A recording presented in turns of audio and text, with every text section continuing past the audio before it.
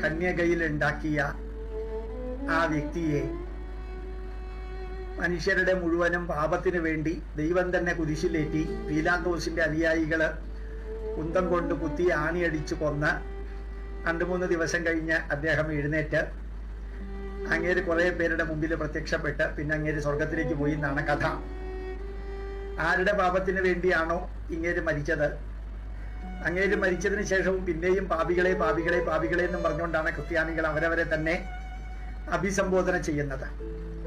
പിന്നെ മനുഷ്യരെ മൊത്തത്തിൽ പറ്റിക്കാനായിട്ട് ചതിയും വഞ്ചനയും പറ്റിക്കലും കുരിശ് കച്ചവടവും ബൈബിള് കച്ചവടവും യേശു കച്ചവടവും യഹോവ കച്ചവടവും സേവനത്തിന്റെയും വിദ്യാഭ്യാസത്തിന്റെയും പേരിൽ ക്രിസ്തു ഇതാ വരുന്നു, വന്നു കഴിഞ്ഞു, ഞാനിതാ വന്നു, മരിച്ചുപോയവരെല്ലാം എഴുന്നേൽക്കും എന്ന ശുദ്ധ മണ്ടത്തരവും പറഞ്ഞുകൊണ്ട് പാവങ്ങളെ ആഫ്രിക്കയിലും ഇന്ത്യയിലും ലോകമെമ്പാടും കൺവെർട്ട് ചെയ്ത് നടക്കുന്ന പാർട്ടികളുടെ അതിവിചിത്രമായിട്ടുള്ള ഭാരതം മുഴുവനും കൺവെർഷൻ നടത്തുന്നത് കേരളത്തിൽ നിന്ന് കെട്ടിയെടുത്തതുങ്ങളാണ്.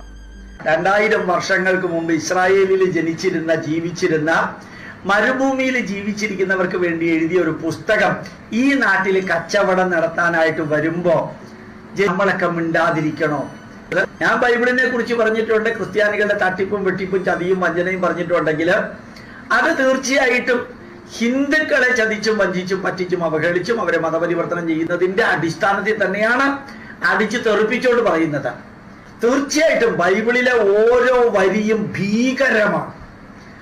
ശരിക്ക് പഴയ നിയമം വായിച്ചു കഴിഞ്ഞാൽ സങ്കീർത്തനം ഒഴികെ ബാക്കിയെല്ലാം ജമേറിയ എന്ന് പറയുന്ന ഭാഗം വായിച്ചാൽ ഇപ്പൊ വായിക്കുന്നതിനൊക്കെ ഞെട്ടിപ്പോകും. ഇതൊരു മതഗ്രന്ഥമാണോ എന്ന് പോലും അത്ഭുതപ്പെട്ടു പോകും. കർത്താവിന്റെ അരുൾ ചെയ്യല് ഒരെണ്ണം പോലും അതിൽ ശാന്തിയുടെയോ സമാധാനത്തിന്റെയോ ഇല്ല. കർത്താവ് വന്ന് പോയിട്ട് AD 273 കുരിശ്